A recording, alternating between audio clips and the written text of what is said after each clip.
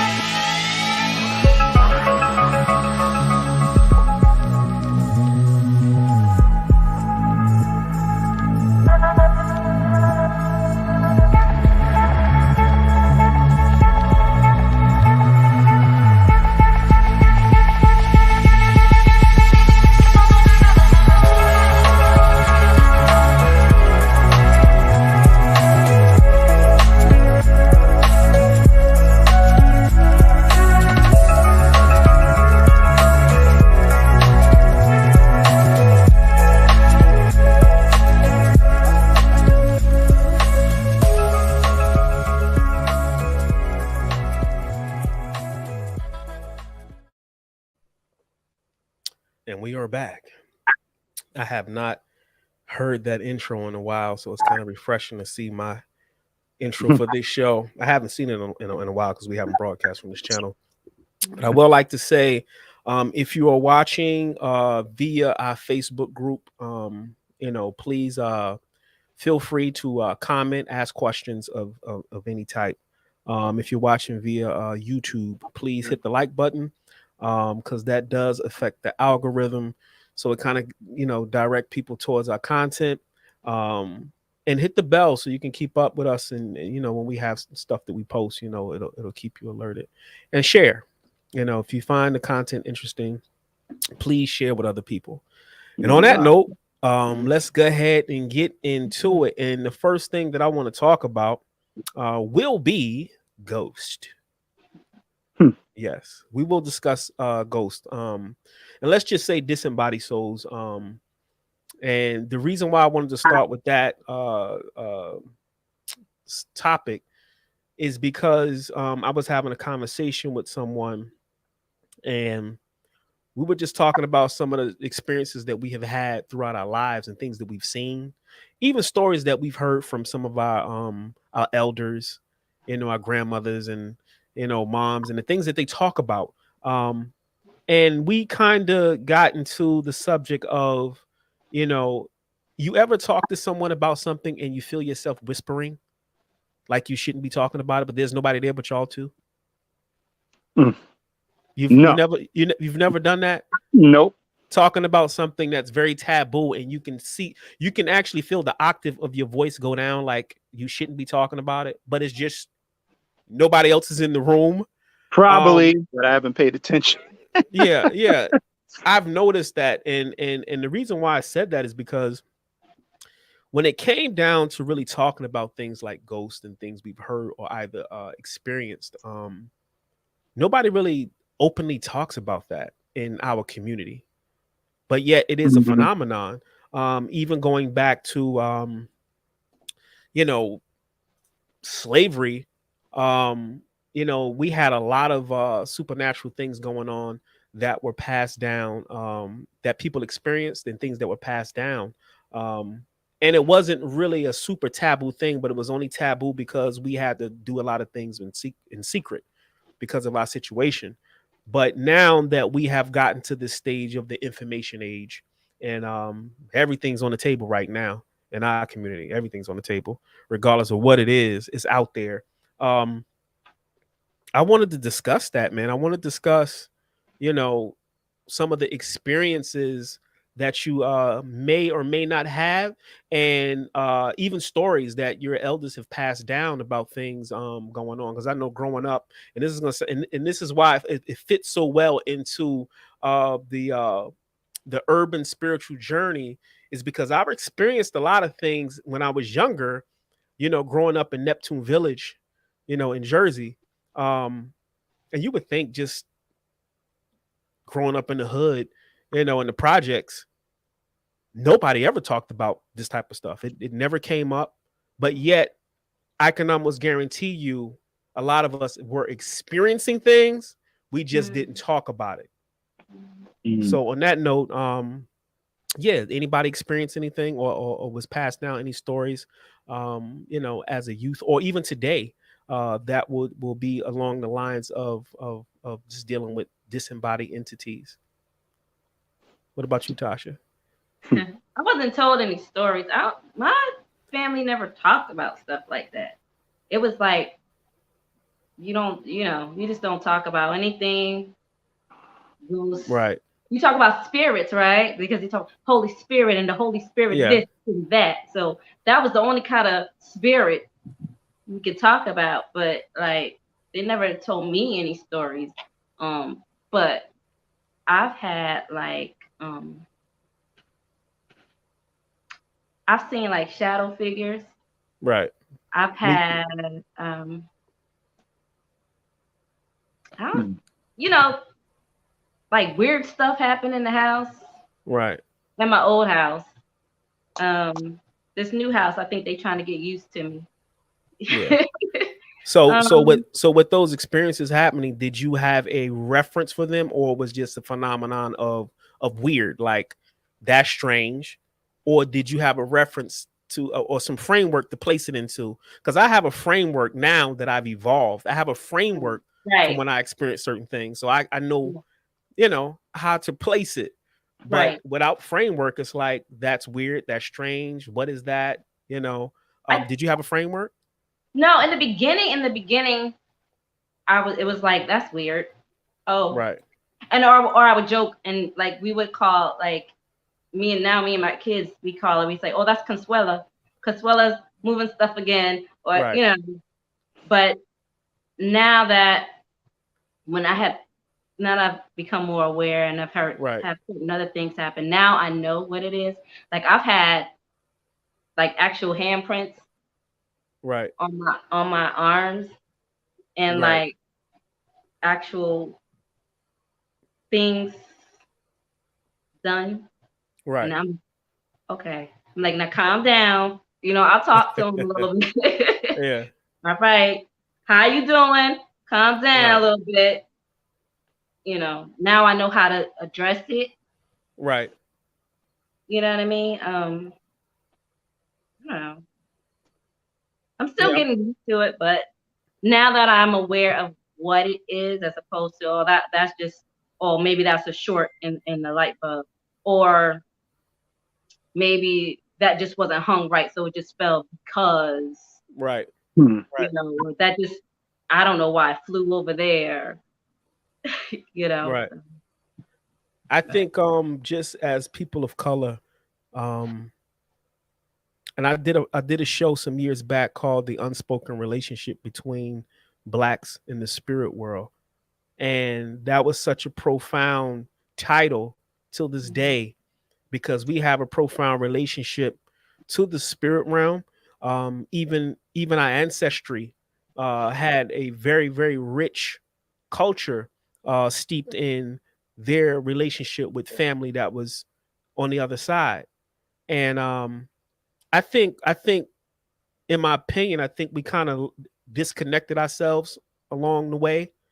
And I think now that we have everything on the table, it's kind of comfortable and safe for us to go ahead and have these types of conversations, because the fact that you are explaining something and it appears to be a disconnect, because you're like, I know what it is now. But Mhm. imagine if we never had that disconnect up until this point, Hmm. it will be a part of the norm. Mhm. Like in some traditions, it's a part of the norm. Like if you're dealing with Ife or Santeria, Mhm. that's a part of the culture. So it's normal for them to have that level of relationship. But yeah, what about you, Dave? Now, let me ask, are we talking about paranormal situations? Or are we talking about family members visiting you? Or Yeah, what are that's we? that. Even if your family member visits you, Yeah, that's paranormal. yeah. Yeah. Well, So my grandfather visited me on a couple occasions last year. And every time he visited me, like say, this instance, about a year ago, I was taking my grandmother to get her COVID shot. right, And it was a sunny day. Everything was, everything was bright, and it was the temperature was perfect. So I decided, okay, you know what? I decided, after I took her home, and I said, Nan, I got to go back here. I got to go back home. So I decided to make a stop somewhere, and all of a sudden, no, actually, no, she was in the car. She was in the car with me. So, and I say, you know what? Let's just go for a spin. So all of a sudden, during the course of our drive, the weather started getting dark. The wind started howling. I mean, crazy wind out of nowhere. And it started raining. Then once it stopped, I could smell his cologne. He used to wear this type of cologne every before he went out to play, because he was a jazz organist. right, So when that stopped, I smelled his cologne. And it happened over the course of 3 times last year. It hasn't happened since. So immediately, since I smelled his cologne, I said, "Okay, Pop, right, what's up? What's going on?" You right, know. But every time he would visit, it would get a little dark, and then the winds would start coming, and then it wouldn't rain. It would just have a little sprinkle, yeah, and then just like that, once I smelled this cologne, then the sun came back out and the wind stopped. It was right, crazy, but it wasn't crazy, because I understood immediately what had uh-huh, happened. right, I was driving his wife around, and he wanted to make right, sure I was taking care of her, right, you know, right, or he wants to make sure that I'm good, right, So, but yeah, my family also didn't talk about, you know, ghost, and, they thought that was Hollywood shit. We don't deal with ghosts. But that's right, We black people. We don't do that. right, Oh, really? right. Yeah, we have a very rich untold story and a strong relationship. And I think that's one of Absolutely. the I think that's one of the things that our ancestry, for those who honor their ancestors, I think that's one of the things um that causes us to go through a lot of the BS that we go through, Mm, because we don't have a high level of honoring them. yes. I think if we honored them more acknowledge them more, Right. I think a lot of our issues, Yep. we would get help. And in the lecture that I did, I talked about how it was systematically done to cut us off from that connection, Yep. because that was a very extremely source of power. And once you cut our connection, being able to connect with our ancestry, there was a level of power that we couldn't tap into.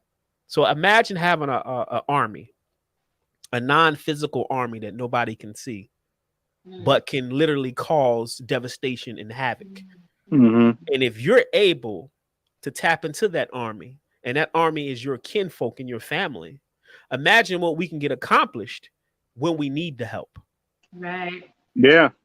Absolutely. And this is why the Haitians were so successful in their revolution, Mm-hmm. because they were Right. Because they able to call on tap their in. ancestors. Yes, they Yep. were able to tap in. Yeah. Every You know? culture is able to tap in on their ancestors, even from the great beyond. But we're the only ones that don't seem to grasp on to that sense of doing. Right. You know, we're the only ones that, for some strange reason, we don't tap into that.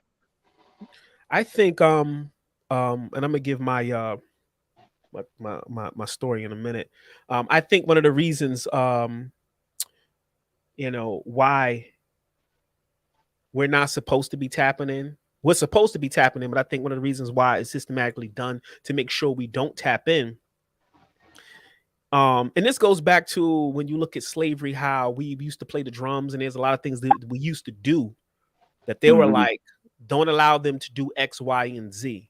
Yeah. Because we were getting things done through X, Y, and Z. So we got to stop X, Y, and Z, because X, Y, and Z is causing things to happen. And they were like, no. We got to shut this down. And along shutting it down, they had to implement something else in its place. Breed out those natives who held strong to those traditions, give it to the children. As the children grow up and they have remnants of it, still give them something in its replacement. When they die off, and you just keep doing that throughout the generation after generation after generation. And for long, you just have people just have a form of amnesia. They just can't remember, or they have a disconnect. Mm-hmm. You know, the beauty, and this is one of the things that I like to add to these types of discussions, because I've been in a lot of discussions. One of the things that I don't like, and I don't even entertain anymore, is we talk about the plight of people of color, and how bad we are, and how we rob, we kill, we steal. And I get it. You know, we do a lot of fucked up shit. But nobody talks about the ingredients that goes into creating such a mind.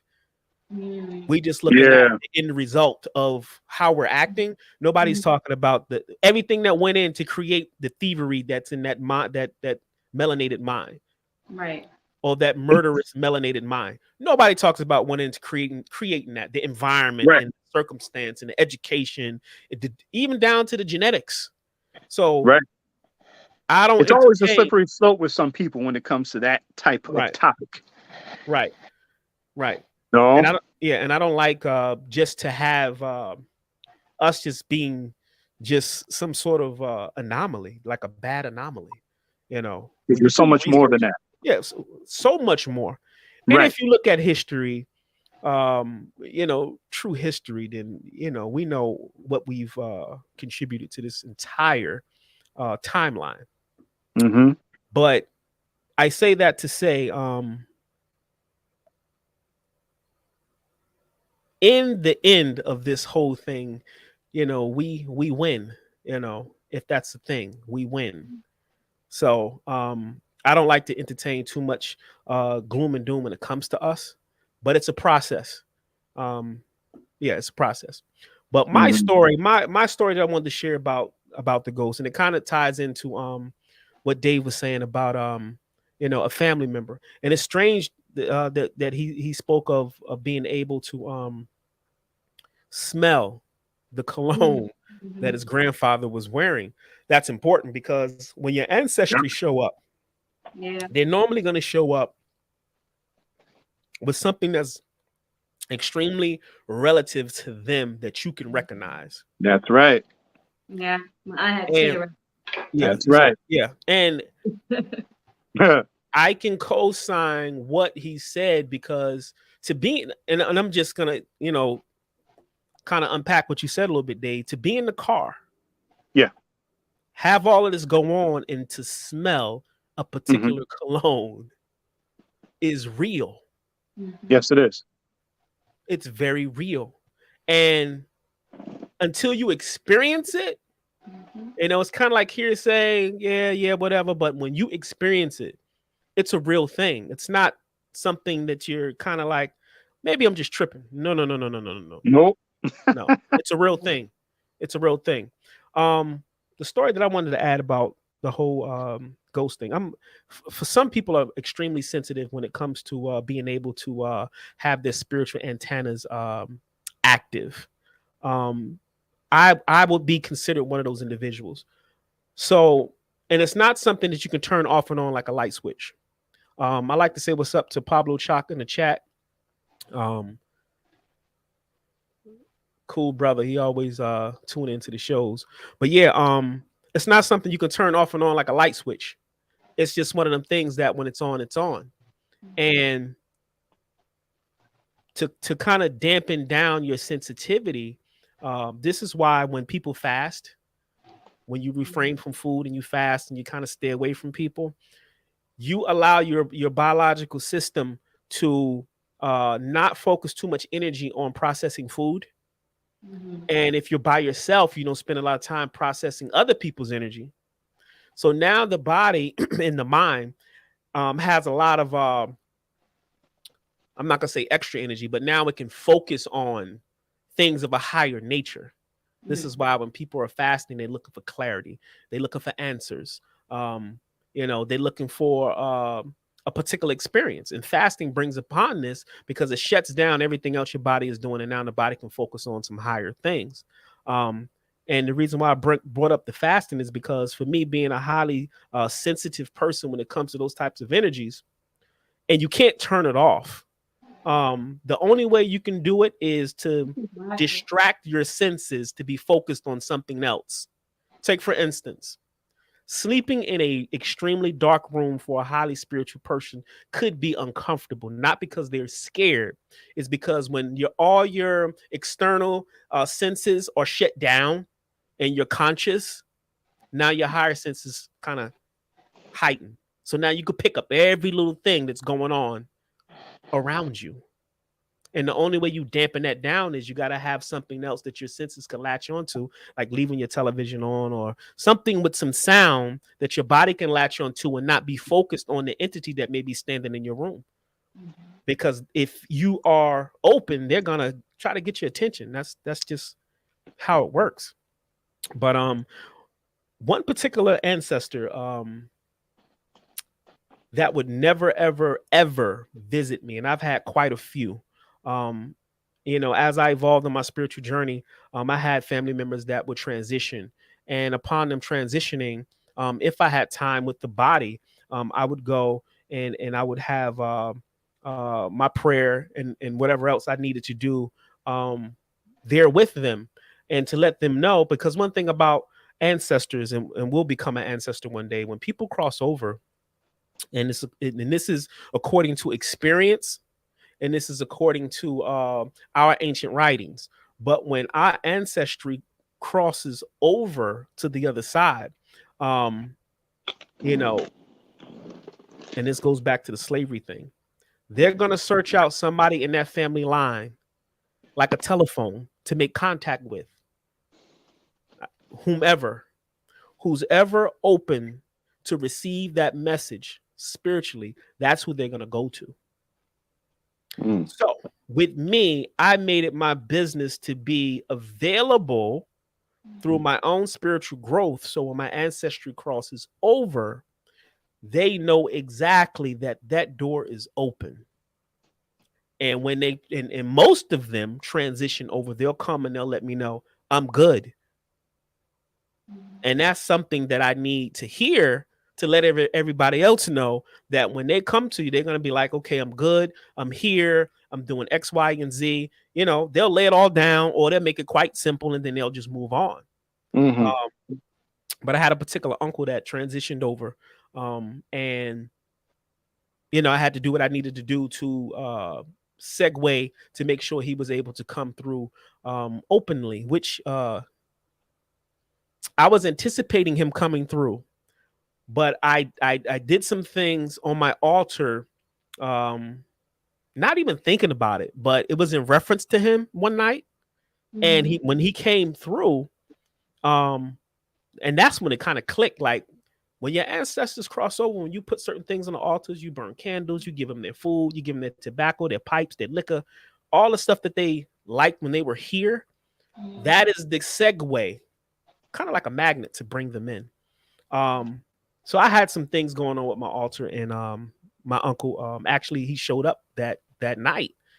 And when he did, I was kind of frustrated a little bit because I was trying to make contact for a minute, and it was taking him a while. But as soon as I did that thing, boom, he popped in, and he was letting me know everything is cool.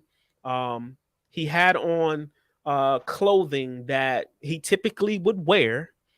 He looked very youthful. He did come with a message. He was showing me something with the sky and some other stuff that was going on. But the funny thing about what he was showing me in the sky, it actually happened the next day. But that's a whole nother discussion, But yeah, what he showed me actually occurred in life the next day. So sometimes they show up and they'll give you messages, and we have to be open to that. And keep in mind, everybody is not built for this. Right. This is why they don't come to everybody. Right. It's not that they don't love you, but the thing is, they're going to. And one of the worst things our family hates is if I'm not in my body, and I come to you, and you're fucking terrified. I'm not gonna fuck with you. Yeah, I'm not gonna. That's the last thing that I want to do.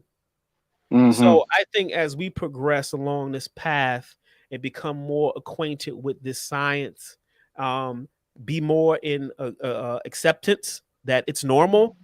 Then we'll get more. We'll get more from our family on the other side. But we don't get it because we're not open. People are terrified because of Hollywood and all this other stuff that we've been indoctrinated with. So they don't fool with you, not because they don't love you, but just imagine, one of your loved ones materializing right in front of your eyes. You would freak out and lose it.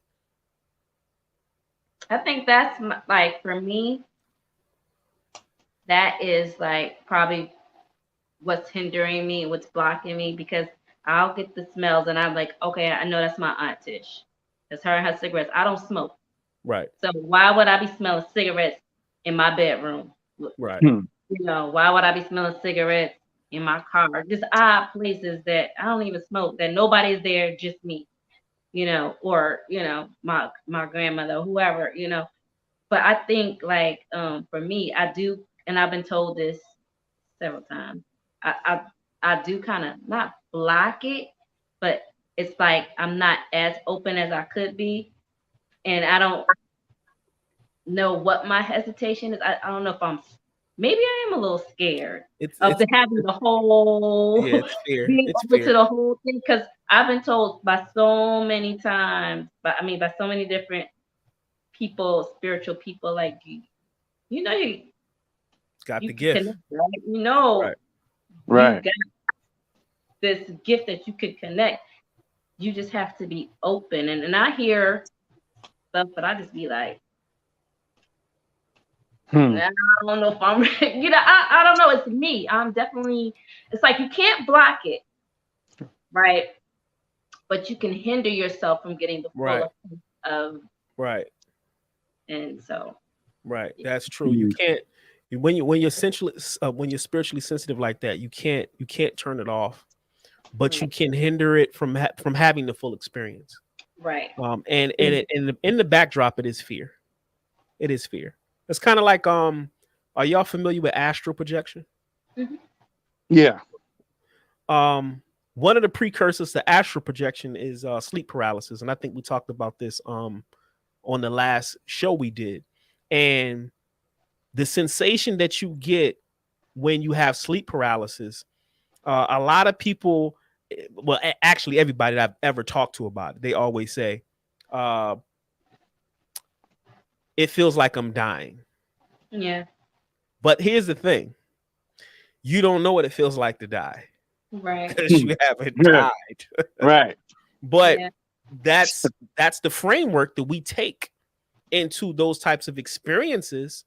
And the thing about sleep paralysis is it's a precursor to astral projection, meaning that once you settle down, because your body has to get in a sleep paralysis is a mechanism that the body uses to make sure that it is extremely calm and still while you travel on in your astral body, so your physical body does not act out what your astral body is actually experiencing.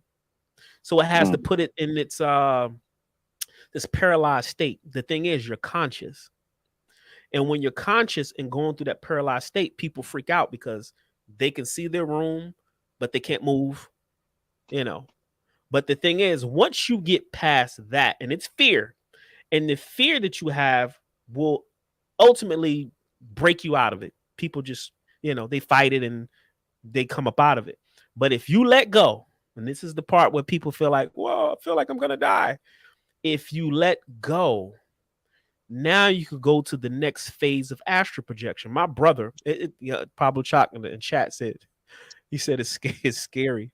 But yeah, my brother, he used to have a lot of bouts with sleep paralysis. And he called me one day and I was like, look, and this is easier said than done. I can tell you what to do, but for you to actually do it, that's another discussion. But I told him, I was like, look, when that happens, chill, relax, let go. And he said, okay. Next time he had sleep paralysis, he said, I did what you told me to do. He said, when I opened my eyes, I was on the ceiling. And I saw my body in the bed. So he actually got out of the body. That's astral projection. And it's a gift given to us by the creator. It's the part of us. And we're taught to not embrace it, don't cultivate it, because you got to understand something. Everything in our life, all the art, all the music, all the clothing, everything around you came from the unseen world. Every idea, Tesla, it came from somebody's mind, the unseen. Right. So the thing is, they tell you not to embrace your ability to astral project because you know how much information and you know who you can actually interface with on the other side. So now Dave can cultivate astral projection and go and visit his grandfather in real time. In real time. Would love to do that. I did that with my dad. And it took years. How was that? How was that? With my dad, I have been trying to visit my dad or him visit me for years. And this happened in the past, maybe 5 years. He actually, I went to see him through astral projection. Now, and I think I told this story on the last show, but I'll make it quick. But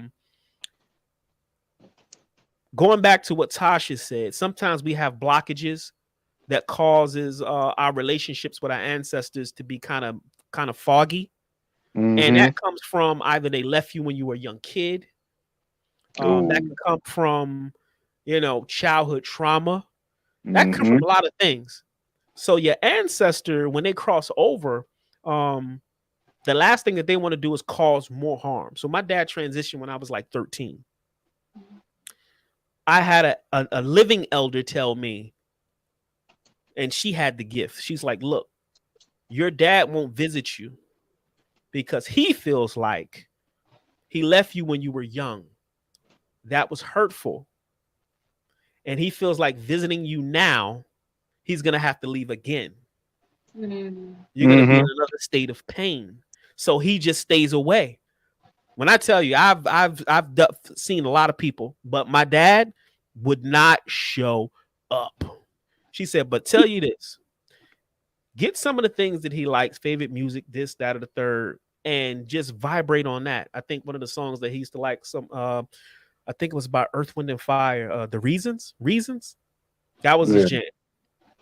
She said, play that song, get into some of the things that he liked, vibrate on that vibration. Because our ancestors love to attach themselves to things that they love and that you're into. That's the segue. It's kind of like when some of your actors play like biopics of actors and they say they had to channel this Mm-hmm. particular person, and the channel was so good you couldn't tell the difference. You can't tell me Denzel Washington ain't Malcolm X. You just Right. can't. Or Jamie Foxx ain't Ray Charles. Exactly. Right. You Yep. just can't, because They the had to channel channel, that shit. yeah, the channel is so real that Right. they actually become that person because the Mhm. ancestor has interfaced with them. That's Yep. that's a skill. Everybody don't have that, but that's spiritual in nature. Believe it or Yeah. not, that's spiritual. Mhm. But yeah, my dad, I had an astral. I actually traveled, but here's the thing. This was the first time I actually saw other people that I knew that were actually traveling. And it was somebody that me and you know, Dave, that I actually saw in the astral plane. And they were having problems because they were trying to get through a wall and they couldn't get Oh. through the wall. And I had to teach them how to get through the wall. This person is deceased? No, they're not. No, he's with us. Okay. It's a she. Oh, okay. So keep in mind, we all astral travel. We're just not aware about our travels. Mm-hmm. The goal is to travel consciously. Right. So I saw that, well, I encountered that particular person that we know when I came back. But when I left, I went through like I said, that's like a whole little movie in itself, that particular journey. But when I got to my dad, first thing he said was, "What took you so long?" He said, "I see people come in and out of this astral plane all the time. What took you so long?" And I'm thinking to myself, why you ain't come visit? So we having a moment of, I got to come see you. You ain't come see me, family squabble. But he was, we got past that. He was happy to see me. He was in his youth. He was with some friends. They were having a party. And after we, had our conversation and our dealings, and then I moved on to another part of the astral plane, and I went to see an aunt of mine that had just transitioned. So after that whole journey, when I got back, that's when I encountered somebody that we know, and they were just entering into the astral plane, and they were having problems on getting past this particular threshold, and I had to show them how to get past this particular threshold. But yeah. Pablo Chalk said everything begins in the mind. You're right. Yeah. So yeah, but that's my one of many stories that I can share when it comes to the astral travel thing. And I'm gonna tell you now, there's times I can get into the astral plane without the sleep paralysis, but for the most part, sleep paralysis is definitely a precursor, and I don't like it. I'm just gonna keep it a buck. So how did you learn how to, I'm not gonna say, I don't know if you would call it master, but how did you learn how to navigate and get to that point where you know how to, okay, I'm gonna go, here, and I like, haven't. how did you get past the fear of it? Because that fear is everything for me right now. Like, that is my main blockage. That is. Yeah, I haven't gotten past any of it. Wow. It's still uncomfortable. The process is still uncomfortable to me. Now, there's times, and this is why meditation is important, because there's times where people can go into a deep transcendental form of meditation and they can astral project and they can go. And I think on our last show, Chico was talking about this. Remember on the last show when Chico was talking about how they, him and did he say Sis? How they used to astral travel all the time? Yeah. Yeah, I got to get Chico back on here so he can definitely add on to this. But yeah, Yeah. you can get to a space where you don't have to go through all of those processes. You can just kind of zip out.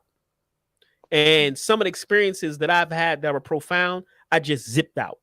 The times where I had sleep paralysis and I was trying to get out, it was a little bit more of a struggle and kind of hazy. I read books. I read books on it. There's certain parts of the astral plane that you have to stay away from. Not that they're bad, but like there's these imagine being in space and you see a black hole but you're in space. Space already looks black, but then you see a black hole that's black. There's nothing in it. There's no stars. There's no nothing. It just looks like a void. They have those in the astral plane. They're called voids. And you want to fly because in the astral plane you can fly. You want to stay away from the voids. They kind of pull you in, and if you got pulled into a void, it's nothing bad. You're just floating in nothingness. That's it. But you want to avoid the voids. And I read about those in some of the books that I have. Like there's a book called Astrodynamics that I put a lot of other people onto. And it just teaches you the ins and outs of the astral plane, the terrain, the different beings, the different levels, because there's levels inside the astral plane, just like there's levels here. You got the plant kingdom, you got the animal kingdom, you got the mineral kingdom, you got the microorganism kingdom, you got the human kingdom. So you got different levels to existence here. And the astral plane is the same way. But let me see what Pablo Chuck has to say. He said, the goal is to try to project on demand through meditative states. Yes, that is the goal. The goal is to get it to the point where you can go into that zone or that mind state or meditative state where you could just zip out and you don't have to go through the whole sleep paralysis things. Said I have a book on astral projection, man. I have to get back to this. So yeah, astral projection is a gift, and they don't talk about it, and you hear people they'll make movies about it in a very bad and derogatory way, but it's a gift that the Creator gave us, and if we're able to utilize it properly, just imagine the information that you can get and bring back. Just imagine the people that you can meet and the people that you can learn from and come back. So how do you know if you're doing it or not? If you see yourself. If you see yourself. If you see yourself, you're out of the body. And the funny thing about astral projection, and I tell people all the time, when you astral project, if I was to astral project right now, I can go to where you guys are and see exactly what you're doing in real time. Come back to my body and then tell you, oh yeah, I saw you on Saturday night at 9:55. You had on such and such and such, and you was on a podcast. Right. Astral projection. And you said everybody has this gift. We all have it. Everybody has the gift to astral project. It's just learning how to access your. Yeah. Yeah. I get scared. I always get scared. I get that heavy. Yep. Like I can't move, and I'll be like, oh, fear is everything to me, and it shouldn't be. And I think, and even with like, I don't know what happened. I think with like the recent traumas, because before I was open, I think with the recent traumas that's right. I really shut myself down, and I don't know why. If anything, I should be more open because of the things that happen. Right. But I get that feeling like it's heavy, and I'm like, yeah, no. You kind of shake it off and fight it. Like, yeah. And then you feel so weird, but you feel like for me, I feel weird. Like do you feel like so you're catching it right at the beginning? Have you ever gotten to the point where, because keep in mind, your astral body vibrates extremely higher than your physical body. So you can actually feel the vibration. For me, it sounds like just imagine this: somebody taking a beehive and putting a beehive on your head, and there's bees, not they're biting you, but the sound of the bees buzzing around your head, it sounds like electricity or bees just buzzing around your head. It's a real high vibration. Yeah. Real high vibration. So let's run this. I got an ad to run right quick. And then we're gonna move on to the next question. So y'all pause for the calls.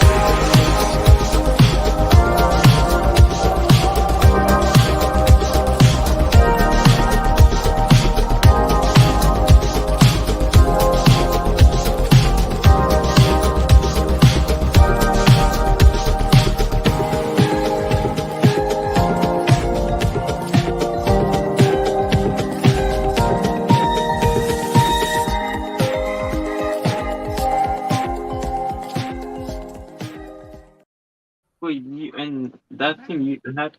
And we are back. Gotta come on with some ass Yeah. Herbs and cuts. Right. The next question I wanted to ask was why do y'all think it's important for us today to reconnect back with our ancestry today?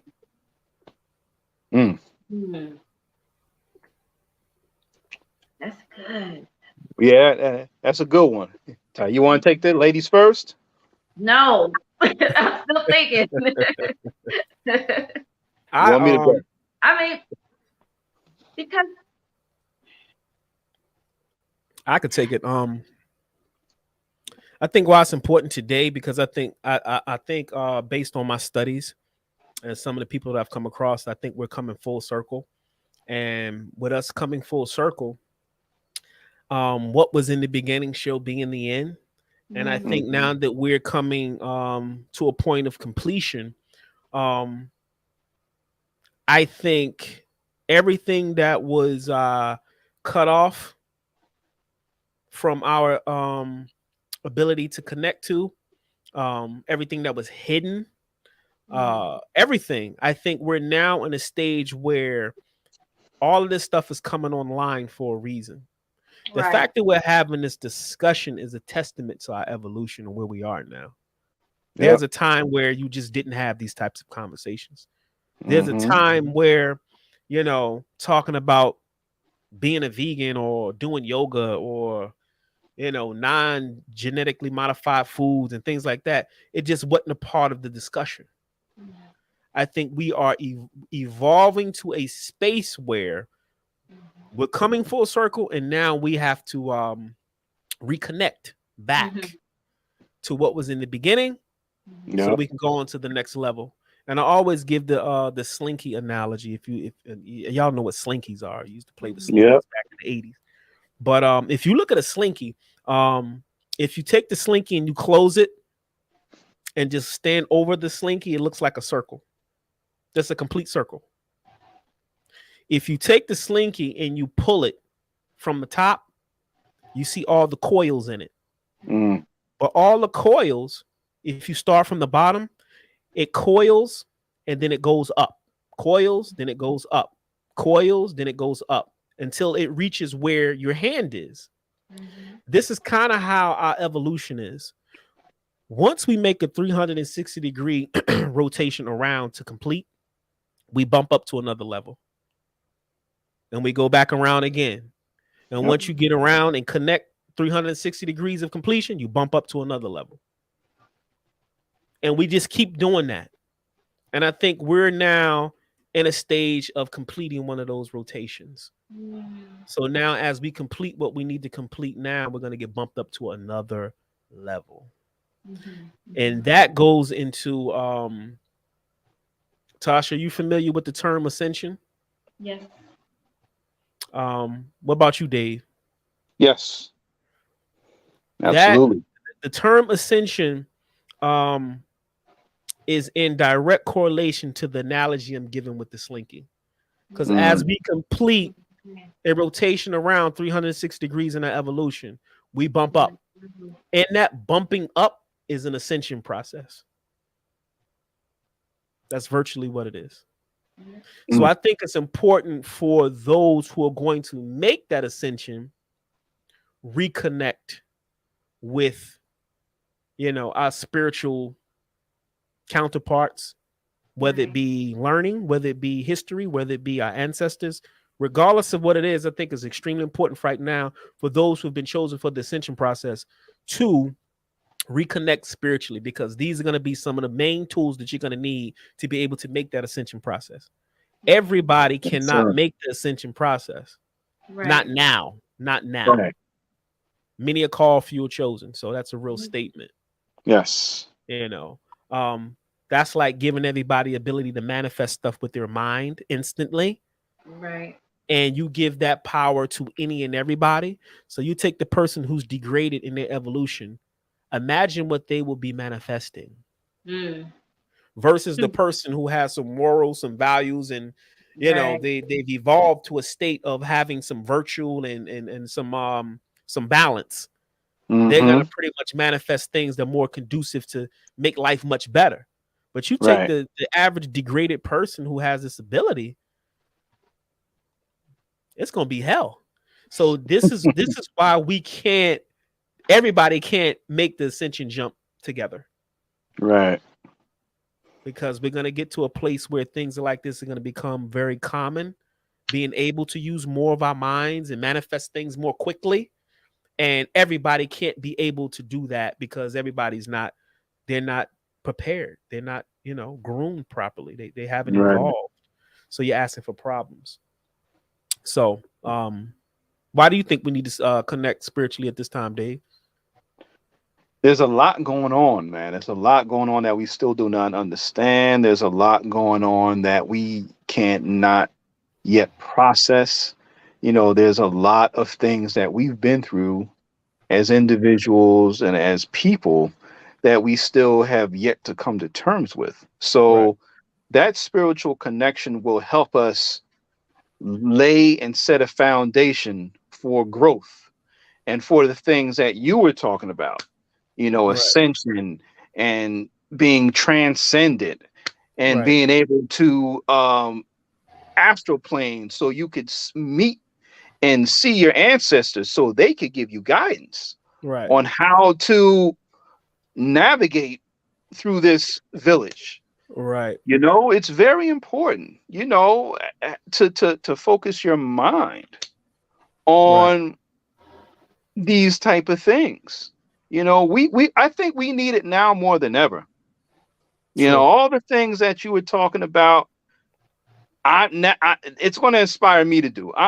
Because I want to know what my ancestors. I need some answers myself, so I can move on to the next level. So I can help my sons. So this is something you definitely have to. Our children need, better footing going forward, than we had. We kind of had to get it out of the mud, as they say. Yeah, we did. But our children wasn't the easiest thing. It wasn't the easiest thing. But being that we got it out of the mud, you know, we can give it to them and they have better footing, you know, going forward. The best thing to describe what you just said, and they painted it very well, is in the movie Black Panther.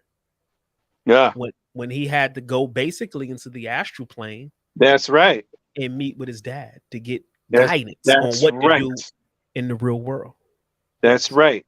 And he That's a had real that conversation with his father because he did that twice. yeah, And the second time he did it with the knowledge of what happened with his cousin, right, Killmonger. right, And why did you do this to Killmonger? And he is the way he is now because of your choice. right, And he knew right then and there, I can't do what you've done. I have Right. to go a different way. right, So, and also to talk to your ancestors and to figure out what went wrong in the interim so Yep. that you could do it differently. right. That's that, yeah.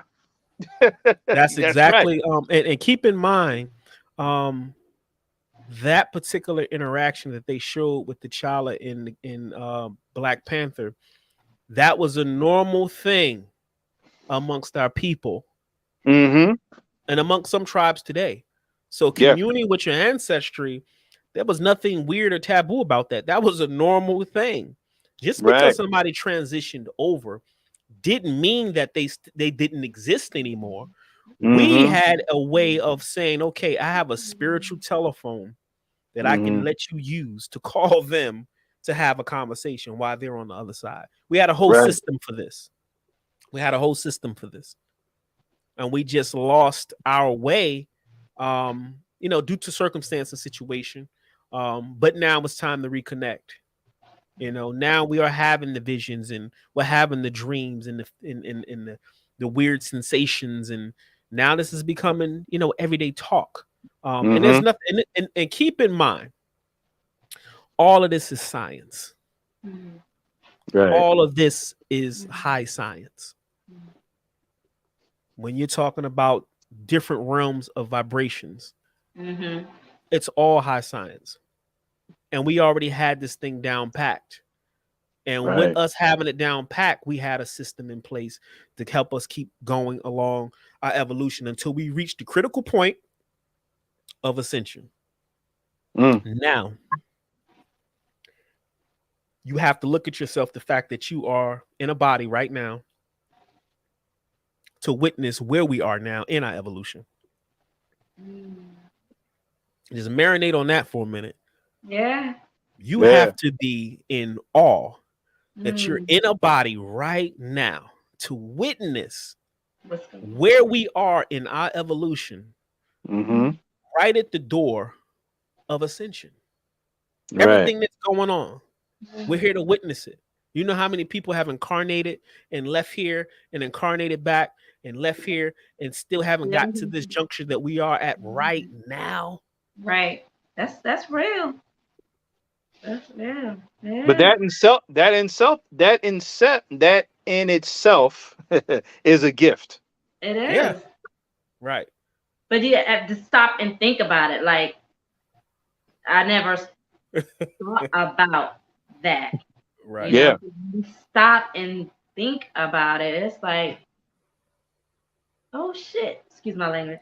No, yeah. Express Nah. yourself. But yeah, that's exactly what I'm saying, because I've had these same epiphanies. Like we're at the juncture and I'm here. Right. I'm here. I'm live at the barbecue right now. It's going down. And we're Right. watching it in real time. My grandmother, one of the most religious people on the face of the earth, lived her life to see us get to this point of ascension. Mm-hmm. Or Christ consciousness, as they say, upon the planet. She never got to see it. Right. We're here. That's why all the things that these people have built up is coming down. Everything is getting turned over. Everything is being revealed. And it has to be before we get to that critical juncture of, you know, how we going to get on up out of here and be on the next, you know, next plane. So Mm-hmm. we have to turn over every rock. It is what it is. And we have to get this fear thing in check. Yeah. Not easy, but you know, and it comes in mad different, you know, shapes, form, and sizes. You know, the whole fear Mhm. thing. You know. Another question that I wanted to ask was, you know, growing up, did your family have uh, you know, herbal remedies or things that they passed down throughout their family that you still hold tight to this day? Hmm. Ain't it be something simple? No, not me. Not me. You might be surprised, Dave. It might be something Herbal remedies. because we kind of overlook a lot of things Uh, that were, you know, I'm not gonna say overlook, but there's certain things we don't equate to being folk medicine. herbal remedies, though. Uh, no, I'm a, no. Like I would know. Like the only herbal remedy that I know of is that my aunt Well, she's not really my she's a family friend of right. my grandmother's. West Indian, Jamaican. Okay. She would make this ginger root tea that Right. that was so powerful. And how do I know? Because when we were in 10th grade, I was sick one time. I just turned 16. And I was so sick, couldn't breathe, coughing, all wheezing, all that stuff. She came over and gave me that ginger tea. I was sitting up. I sweated everything out. Right. And it was a powerful thing. And to this day, I don't think she's she makes it every once in a while. She's much older now. So and she's back home and she doesn't make it, and she hadn't made it as often as she should have.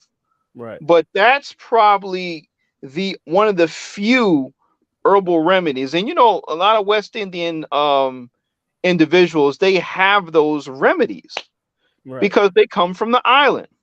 They come from nature.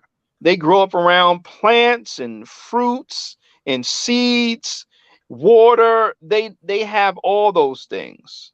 So, but she incorporated that into our family. Right. So that's probably one of the few. I, as I'm talking, I know my grandmother used to make this certain drink that was passed down from her dad, Right. and her dad got it from his mom.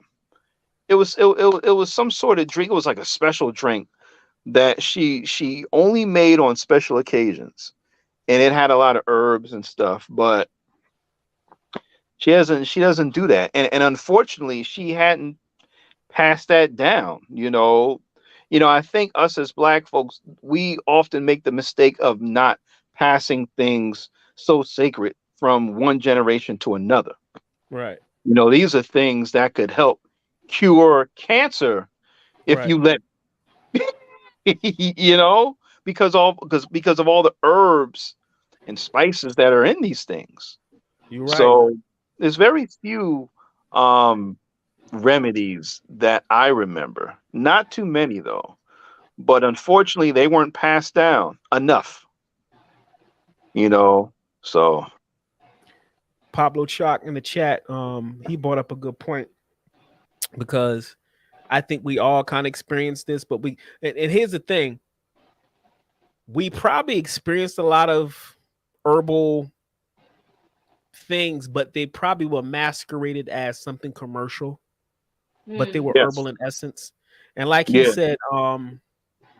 he said folks in the South had the same old folks had them rubs and for everything. Like, Yep. and take for instance, our parents used to use a lot of vapor rub Vicks. when we were yeah. And to be honest with you, even though you had the brand Vicks, but the stuff that was in it, the camphor and the eucalyptus, yeah, where you think those things came from? Exactly. Right. Exactly. The active ingredients in these commercialized items Yeah. were already being used by natives back in the Right. day. Right.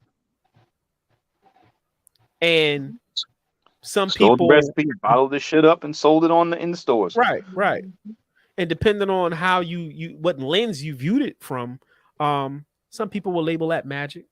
Some people will label that root Mm-hmm. work. Yep. And then once, you know, the industrialist folk got hold to it, they want to package it up, put a name on it, and so forth and so on. So you got a lot of, take for instance, what's the products that they sell in the hood, man, that it's hard to get them products. They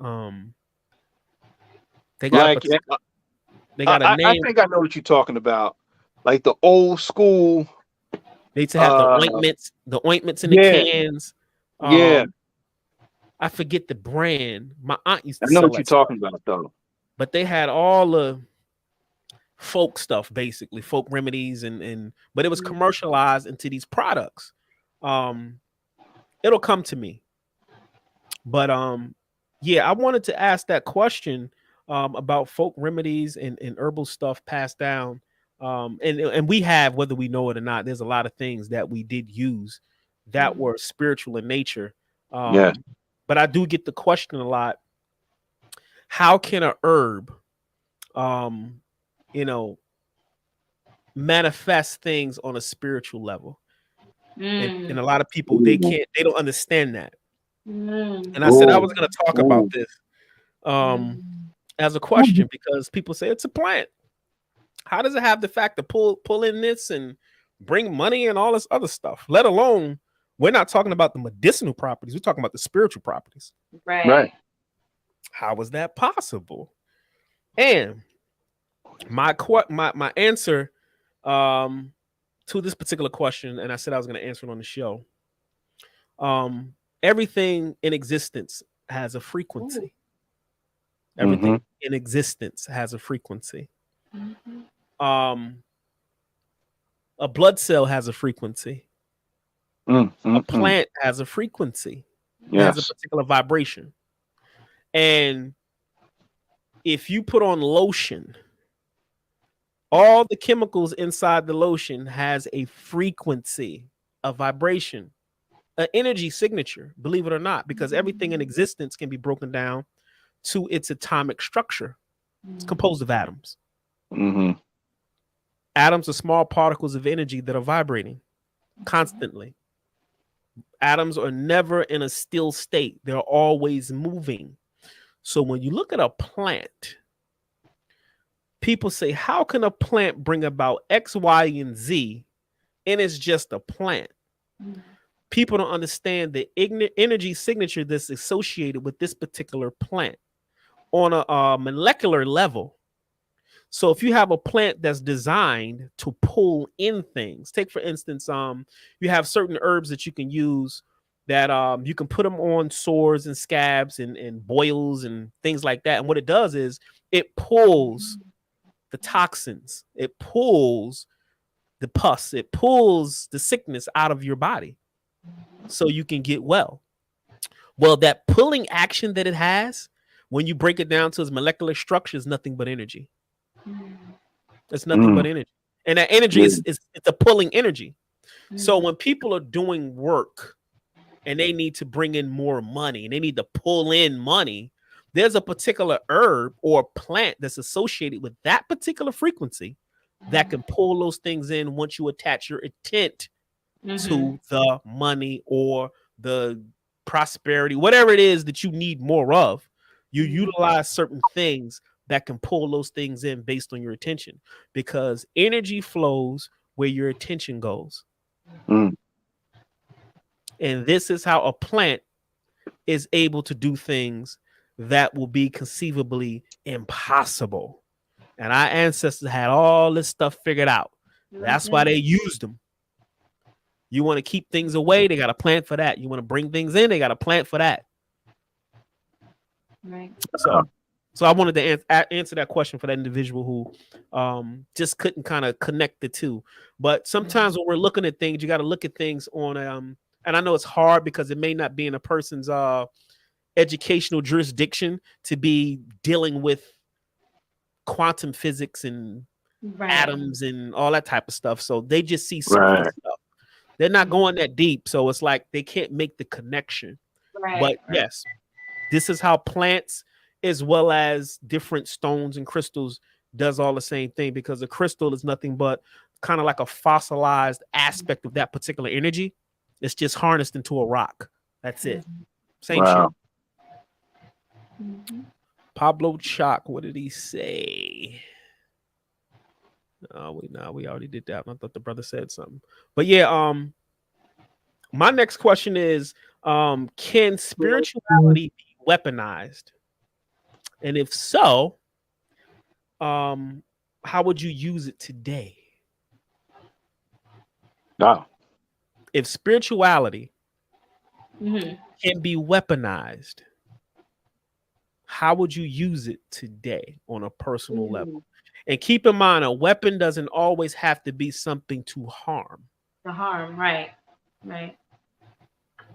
Because my thing, one of my things when it comes to my spiritual fortitude, I focus on good prosperity, protection for my family, Yes. good health, and enlightenment. That's all Yeah. I focus on. Yeah. That's it. That's it in a nutshell, though. But that's Yeah. Go ahead, Tasha. no. I'm sorry. No, I was saying that's it in a nutshell, at least for me, because I do that every morning when I give Hmm. my gratitudes and my thank yous, and I put Right. out that I want my children to be protected, and I want them to be prosperous, and I want good Right. health, and you know what I mean. Affirmations. For the Right. benefit of, and then I extend it down not just to my family and my children, but then to my children's children, my Right. children's Hmm. children. I want it to be long, like everlasting, as long as my bloodline continues, Right. So Right. yeah. So Same that's here. That would be my But yeah. So you said that in a nutshell. That's it for me. right. But I also take it a step further, me personally, and on top of all the things that you, Dre, and you, Tasha, I do all that, but I also pray for the ability to let my God-given gifts shine, Yes. right. because I still have a lot.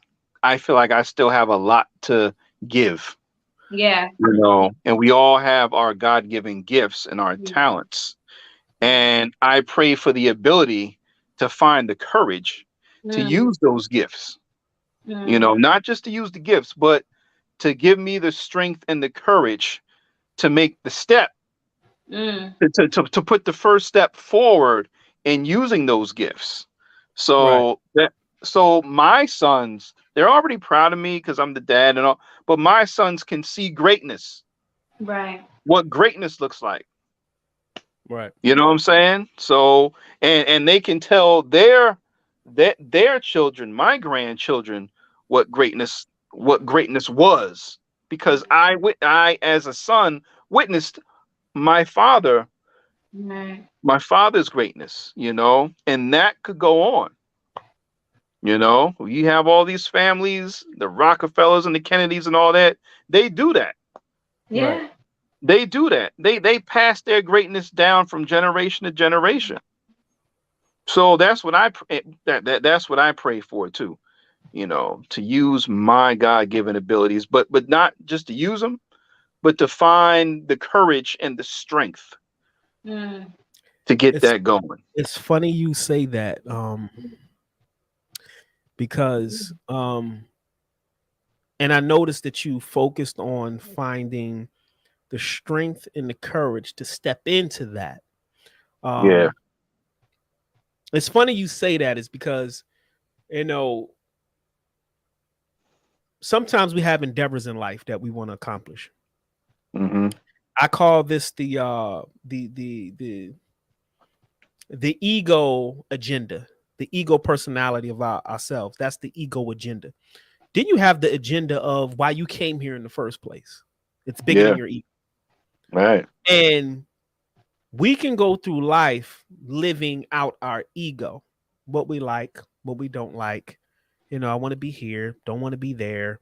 Um, I would like to do this because it looks interesting, or I would like to try that because it looks interesting. Oh, I would like to have a bunch of money because of X, Y, and Z would allow me to do whatever. But then your higher self, the real aspect of you that came here in the first place, it has a task to achieve before it can leave this place. Yeah. Yep. And sometimes we're so caught up in our ego's agenda, we're not living our higher purpose. And it's funny you say that, because whenever I'm trying to set out to accomplish something, I know what my purpose is in life. I figured that out years ago. I know why I'm here. Sometimes things that I want to accomplish in life are not in line with my higher purpose. Mm-hmm. And I recently asked, because here's the thing, I was consistently running into roadblocks with a particular business that I'm trying to do. Just running into roadblocks. Why is it taking so long? Why is it so much resistance? Because I know when things are for me, it's kind of smooth. They just kind of things align and it kind of just falls into place. And I kept running into resistance. Got to my altar. I said, look, if this is for me, then y'all go ahead, clear my roads, make a way so I can go ahead and continue to have this. Give me the strength and the patience to keep going. But if this is not the path, move this shit out of the way. Mm-hmm. Yep. And send me in the direction I need to be going. And you have to ask for that. You have to ask for things, because here's the thing. You may go through life riding along your ego's purpose and not fulfilling your true purpose on why you're here. And then you got to come back. We can get into the science of reincarnation, but you got to come back, pick up where you left off, and so forth and so on. So I'm trying to maximize my time in this vessel to accomplish as much as I can based on what I call my karmic paperwork. Okay. So we have karmic paperwork that you got when you came here, and that shit has to go down before anything. Yep. And this is why some people spend a good majority of their life trying to do certain shit, and it just never pans out. But there's something else that they're supposed to be doing. Yeah. They just don't have the courage. They don't have the insight. They have fear. They have doubt. And they never move into that direction for whatever reason. Yep. So when Dave said what he said, it resonated with me because I get it. Yeah. And sometimes they say you have to let go and let God. That's real. Yes. Yeah. That's crazy, because it's like, for me, like everything y'all saying is just like, okay, so that was just confirmation anyway. Right. It's like, for me, like, because I struggle with that. I know, like, I'm here. There's a lesson I have to learn. There's something I have to complete. There's a lesson I have to learn, and there's something I have to complete first before I can go on to the next. I think for me, my problem, my struggle is that I'm too busy trying to figure out what it is. I'm driving myself freaking crazy. Like, and I don't know if I feel like I'm redoing stuff over because I'm not learning. I'm coming back. I keep coming back because I'm not learning what I'm supposed to learn. I'm not completing what I'm supposed to complete. And I'm like, this lifetime right here, this got to be it, because I don't want to do this no more. Yeah, I don't want to do this. Yeah. No, not this. No more. Yeah. You know what I mean? And I have some elders who say that they have already made up their minds. They are not coming back. I don't want to do this. That's it. They're not coming back. They're gonna have to figure it out. I think just from observing, from the little bit you've given, I think you have arrived. I just think you have absolutely a level of fear of fully embracing your arrival.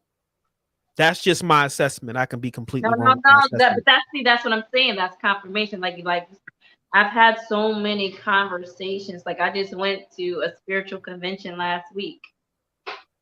Right. And like, you just don't know. what you are I am stopping myself, basically. Right. I'm stopping myself. And I have a friend, and she's intuitive, and she's just like, you're blocking yourself. Right. That's And I exactly what I picked up. know this. Yeah, And that's it's what I like, picked up. yeah, it's like, I know this. Like, I know this. And what I don't know is why I'm blocking myself. What am I afraid of? What is triggering me from being scared to just And let you it know what? fall Those through and not are really those are really good questions. I mean, Mhm. because one of my elder teachers used to say the same thing.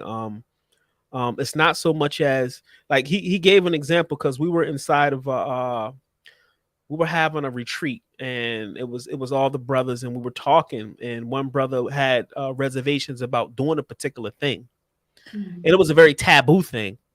But my teacher said to him, he said, I'm not here to tell you not to do that. I'm not here to tell you to do that.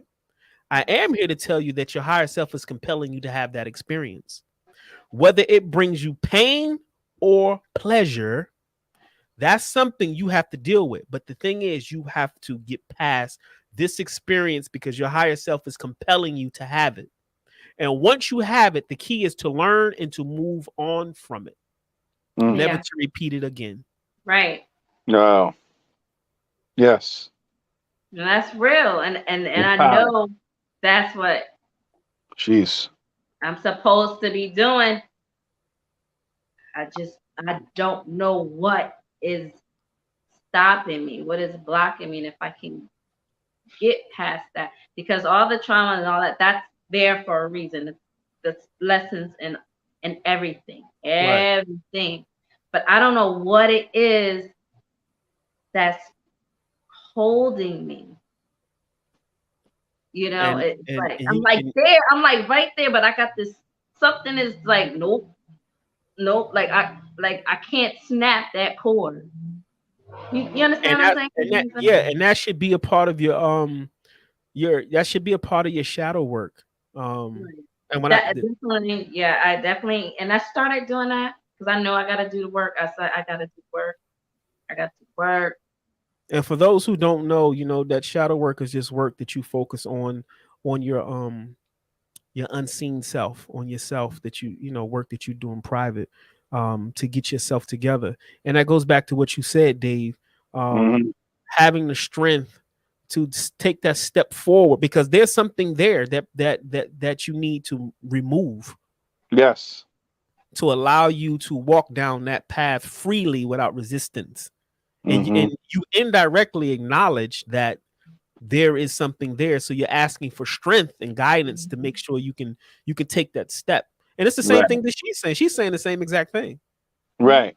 You're there, you just need that extra push and that extra strength, but at the same time you're acknowledging that there's something in the road.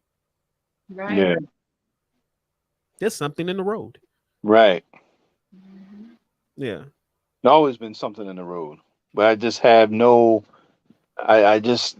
I guess it comes. It boils down to not having the courage to remove that particular object in the road, so I can just forge the fuck ahead. So Right. why do You you Right. think know? that is? Huh? Why do you think that is? Why do you think you don't have it? Uh, Probably still dealing with occasional voices, telling me that's hard, you're not worthy of doing it, or it's always Self been a doubt. yeah, it's always been a battle. It's Mm-hmm. always been uh, a battle between good and evil, in a sense, and that you know the devil and the angel and all that stuff. So yeah, yeah, So, but you know what's holding you back is your self doubt, right. right? I'm still trying to figure out what's holding me back, or why am I? I know it's fear that's holding me back, but what is it that I'm afraid of? What happened to me that's making me so afraid to just fully Yeah. engulf and be who I'm supposed to be. Yeah, I was gonna go down that road. Um we all have traumas, but sometimes the traumas are not apparent. Um Sometimes you have trauma, past life traumas, things that are attached to you. Um, this is why the shadow work is important. We mainly focus on traumas that we can readily identify in our own lives as we've incarnated in these bodies and have had our life experiences. Mhm. Sometimes there are unseen traumas that have occurred, especially in your past life, that are hindering you in this life. It's Mhm. just that deep. So sometimes when people have past life regression sessions, people are going to go back and try to heal certain things so you can move forward. That's just how No. deep rooted these things are. So sometimes it's not apparent that the trauma or the blockage is coming from something that you can readily identify to say, okay, hey, X, Y, and Z happened to me while I was growing up or whatever, whatever. And I can identify that that may have an impact on why I can't move forward. That could be true. But if Right. we cannot readily identify it, Mhm. you have to go deeper. Yeah. And this is pretty much what Tasha is saying. There's some deeper stuff Right. Yep. that I want to uncover because I pretty much checked all the bases, but Right. there's something Right. there and it's Yep. unseen. Yeah. And Yes. shadow work, you know, like I said, it's a whole conglomerate of things that could be done when it comes to shadow work. Not just you working on yourself, but there's certain things that you can have done and blockages that you can have removed. That could be attached, you know, to your family line, your bloodline, and your family tree and stuff like that. That's just how heavy it is, you Right. know. So yeah, that's definitely you know, a real thing. Pablo Chalk said, the fact that you're aware that you're holding yourself back is a start, Right. you know, You something right. to Yes. focus on. He Right. also said, you just have to act on it now so you can let things flow. You That's know, right. Yeah. you have to do the work on it. So, you know, Yep. he said he has the same issue and he has to work on it. So, Yeah. um, you know, I can dig it. I can dig it. And Right.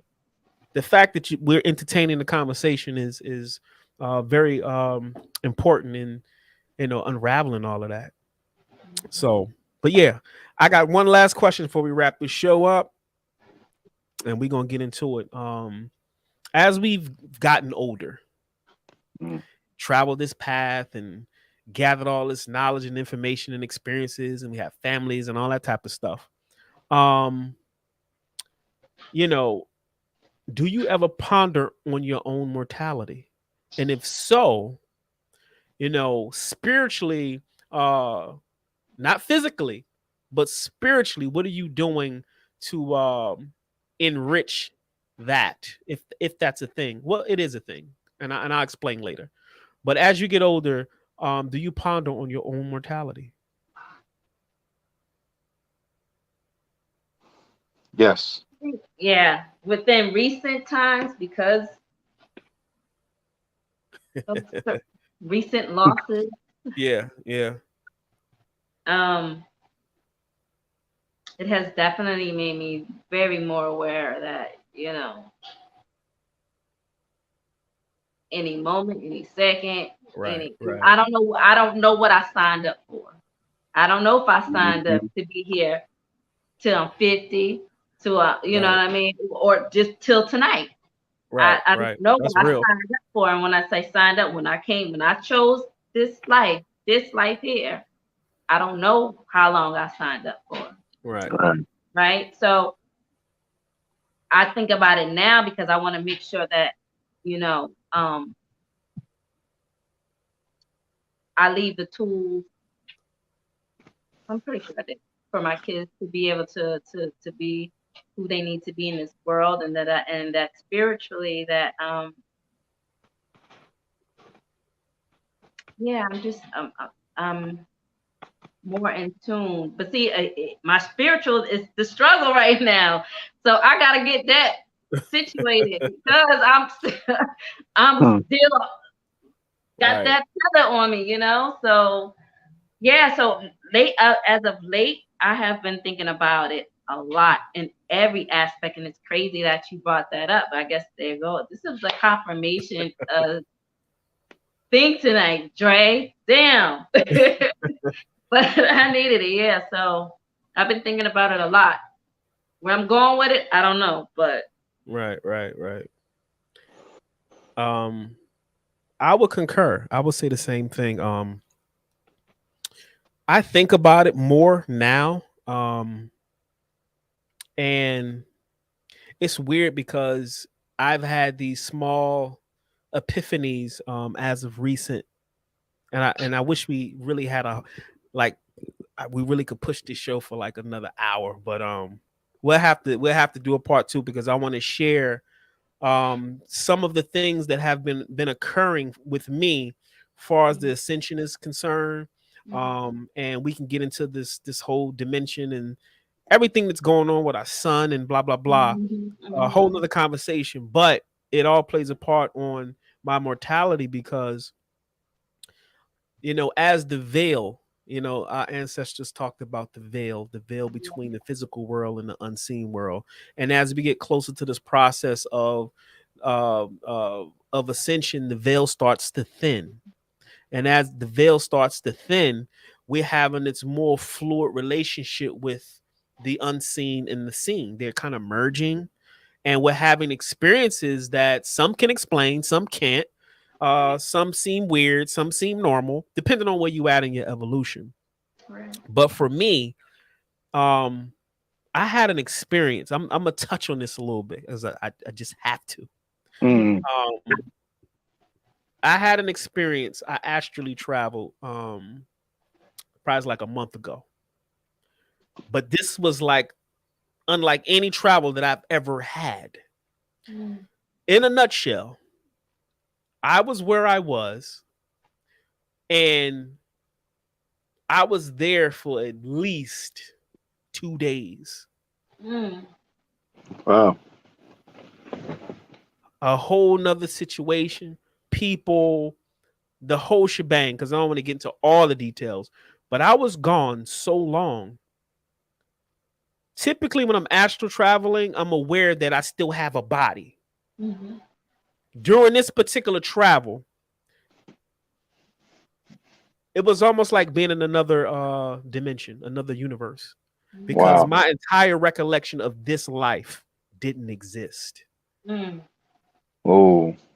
Wow. And it was scary because when I got back, I realized that I was gone. And I know that sounds crazy, but I know I'm gone if I'm astral traveling. But this Right. time I was gone. Like I could have transitioned in my sleep. And on this side of reality, they just would have been dealing with a body. We got to have a funeral. People would have been crying. But I was somewhere else. Mm-hmm. I was somewhere else in a whole nother reality, Wow. living. And I had no connection to this reality whatsoever. That's why when I came back, I was like, oh shit, I was gone. But how did that feel? Right. That was the craziest shit ever, Dave. but Because did you have a sense of peace when you were in that astral field, when you were that in that transcendent mode? Did you have a sense of peace? This is Was gonna it like sound weird again. paradise? Like, could you have stayed and Well, been? put it this Yes. way. Put it this way. You guys seen Doctor Strange, the multiverse? Yes. I've heard of it. And I was get out my head, my dude. Put it this way. I was existing in another timeline. Keep in mind, I can go into the story of what was going on there because I've met people. I was on a plane. I took a plane ride, the whole shit. Wow. This life that I'm living now did not exist to me. There was no recollection of it. Typically, when you astral travel, you know that your body is here. Right. Because it's connected by this, what they call the etheric cord. Kind of like when a baby's born, a baby has an umbilical cord that connects the physical baby to the physical mom. Well, in your astral travel, your astral body has what they call a silver or etheric cord that attaches to your physical body, and that cord is attached to your astral body. So as your astral body travels, that cord makes sure that the astral body can also come back to the physical body so you can wake up. Upon death, that cord is cut. When I went where I went, there was no recollection of astral traveling. There was no recollection of this life. There was no recollection of I needed to go back anywhere. I just existed somewhere else. I've never had an experience like that in my life. The only way I knew I was somewhere else is because when I came back, that's when I realized I was gone. Wow. And it was a little scary because, like I said, I could have transitioned and they just would have been dealing with my death or my transitioning in this reality. But I was somewhere else chilling. Wow. I've never, but this goes into But that happens. But that I've heard of that happening. You know what I mean? Because that's what they say. We have these different planes, right? These different universes or whatever that we can dimension, not universe, maybe dimension. So I don't know what the right terminology is. You know what I mean? But there are these different levels, these different that we can go to. You know, and so it was real. But the reason why I share this is because this is a part of that. I believe from my teachings and from the things that I've read, this is a part of the ascension process. These are some of the experiences that we're having that you can't readily explain, but you know they're occurring. But yeah, I was out of here, bro. Wow. Are you scared to do it again? You don't even know how you did it the first time. I don't know how I did it the first time. Wow. And here's the thing. There was no fear because imagine this. Going through it. Imagine this. Imagine if when you transition and you close your eyes in this world, imagine when you close your eyes, you wake up somewhere else. Imagine this. That other world that you exist in, that you woke up in. Imagine when you go to sleep in that world, you wake up here. Here, yeah. Oh. But I've heard of them. So you're going from reality to reality just by closing and opening your eyes. You don't know so when you close your eyes in this life, okay, Dave, it's over. You know, we'll have a nice service. I say some words, blah, blah, blah. Soon as Dave takes his last breath and close his eyes, he wakes up somewhere else and like, damn, I was sleep dreaming that I was on a podcast with Dre and Tasha and all this other shit. And I had some kids and I lived in New York and blah, blah, blah, blah, blah. It was all a dream. You see what I'm saying? Yeah. Wow. What if we're just living a variation of our reality in this dimension as this is the dream? Right. Like a lot of my teachers would say, like, this is not real. This is just, you know. This is actually a dream and we're somewhere else. Yeah. And I think I had a glitch in that shit. I think, I don't know how. I really don't. All I know is when I came back, I realized that I was gone for a very long time. Yeah, I was gone. Not astral projecting. No, you was gone. I don't know how. I can't give you the I don't know. I just know I was gone. And I knew when I got there, I met some people, went to the mall, took a plane ride. It was a whole bunch of other shit going on. Yeah. Yeah. And when I came back, the scary part was my body. Like I was gone and Dre didn't exist to me anymore.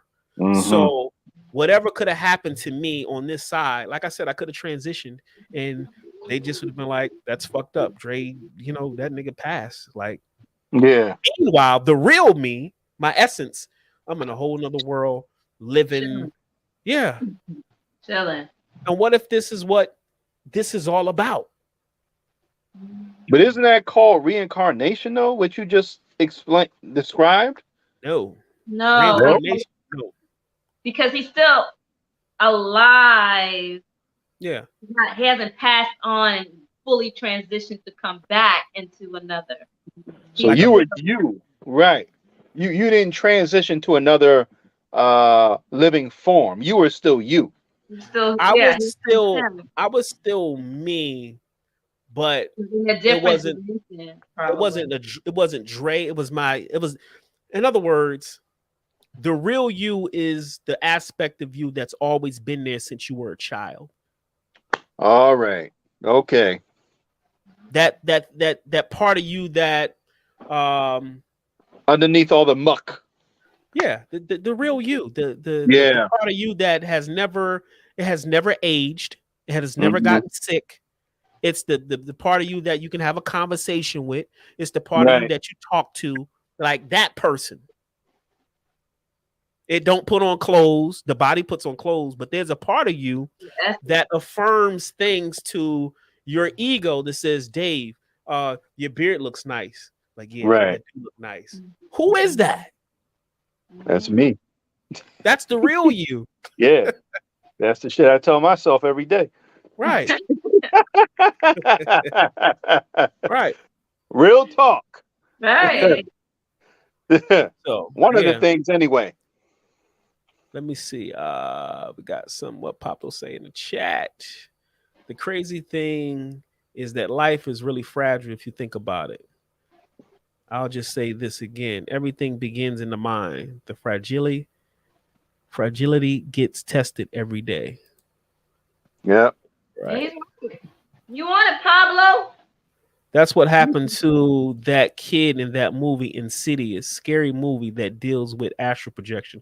I saw Insidious, and I love watching movies like that to see what their twist or their take is on this particular science. Here's the thing. Astral projection is like I'm not gonna say astral projection. The unseen realm is like a radio station. And a radio station has many different dials on it, right? When you go to the other side, this is why they tell you to always, some people pray. Some people have positive affirmations. Some people have words of power. Anything that has a high vibration to it, whether it be Buddha, Krishna, Jesus, whatever you want to attribute to what you're going to take with you when you have these spiritual experiences. These are called your instruments of power because they have a high vibration attached to them. When you go into the spiritual realm or the astral plane, you want to make sure that you don't tune into the low frequencies on the dial. You know what takes you to the low frequencies on the dial? Fear. The minute you get afraid or have fear, you're automatically zipped to the lower planes. Automatically. Not because you did anything wrong, but your vibration is a frequency. So fear is a vibration. So the minute you start being scared, you automatically get zipped down to the lower planes in the astral plane. That's where all the bullshit is. That's where they reside. How do you get out of these places? Change your vibration, change your frequency, change your fear, change your thought. And it automatically zips you out of those lower planes and takes you up to a higher plane. So when you talk about the movie Insidious, you got to look at the Hollywood aspect of it. Had real science in it, but at the same time, you got to look at what the little boy, what the family was dealing with on a very low frequency. And when you're dealing with a very low frequency and you're astral traveling, why wouldn't low frequency beings fuck with you? You're in their house. You're in their house. You're leaving yourself open for all that. So the bottom line is people with a high vibration, people who are happy, people who have a and I wanted to share something because the last show we had, we talked about astral projection very, very briefly. I remember Kim talking about she talked about the witch on her back, riding the back and all that type of stuff. I remember that. And she said that she gave an experience where she was around an individual that she was working with who had a very low frequency, and then she kind of that energy kind of rubbed off on her, and she had that experience one night and it was kind of fucking with her, and she had to correct all of that. But she realized that being around a person with a low frequency, that energy can kind of smudge off and bring your frequency down. Funny thing is, after we had that show, I experienced that. Come on, we had a few more minutes. Wow. I sure did. I was around someone who had a very low frequency, and when they left my space that night, and that's a whole discussion I may save for Should come out the next show, but there was a whole situation behind that, and I knew exactly it's done anyway. what it was. I knew exactly what it was. And the funny thing is, I keep orgone around my neck, right? Yeah. The funny thing is, when this situation was going on, I saw myself reaching for my orgone pendant to see if it was around my neck, and it wasn't. But I had a vision. I saw a vision of it falling, and I was trying to catch it, and it just kind of hit the tips of my fingers, and it fell. And then I realized it wasn't on my persons. Wow.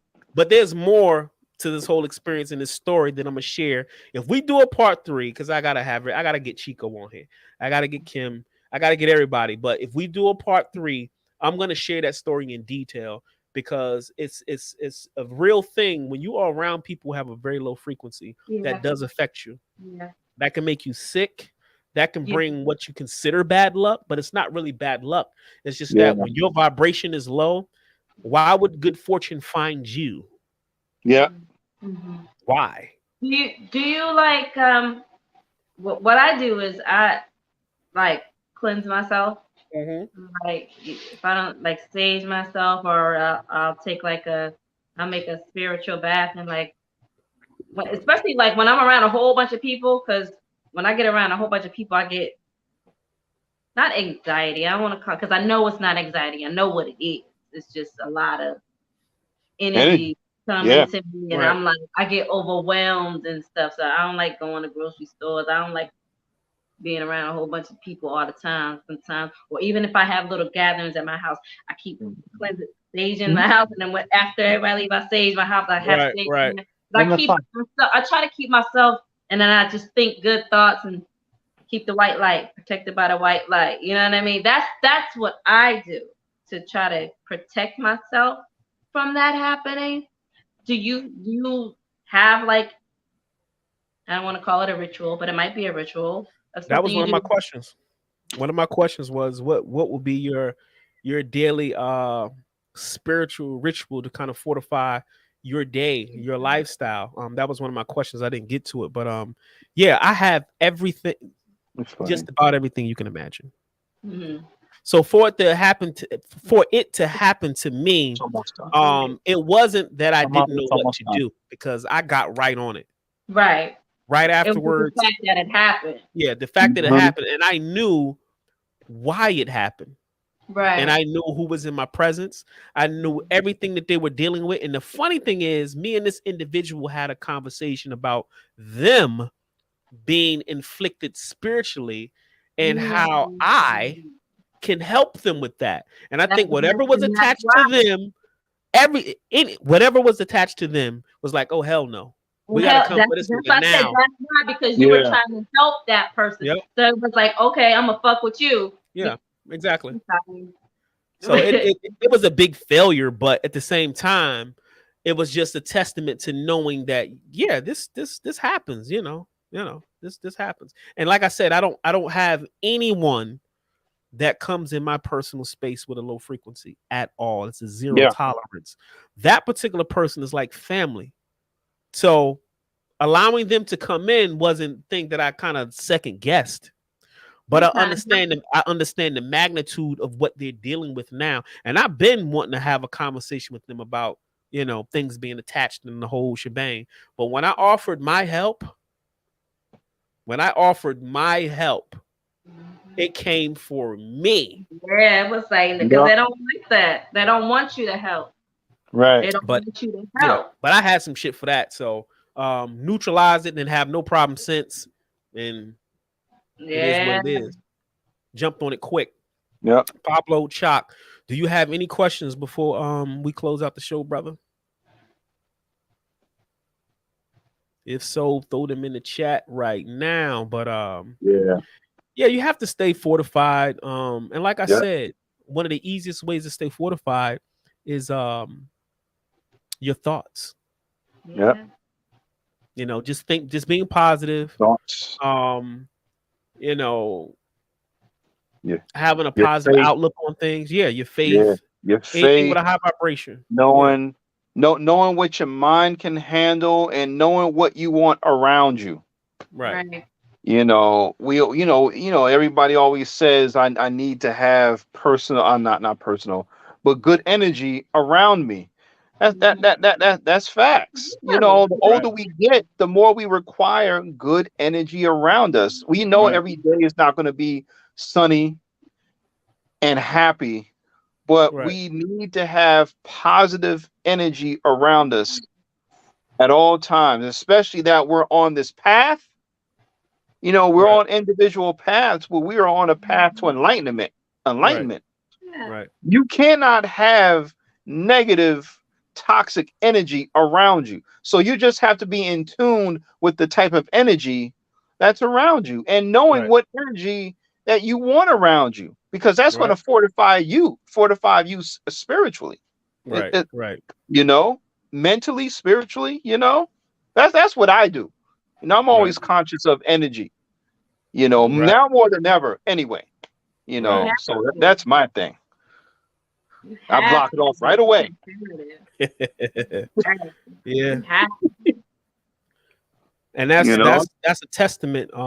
That's a testament to a person's spiritual growth when you can readily identify things like that. Most people can't identify this stuff. They kind of go through life casually, being a slave to cause and effect. And that's no slight to them.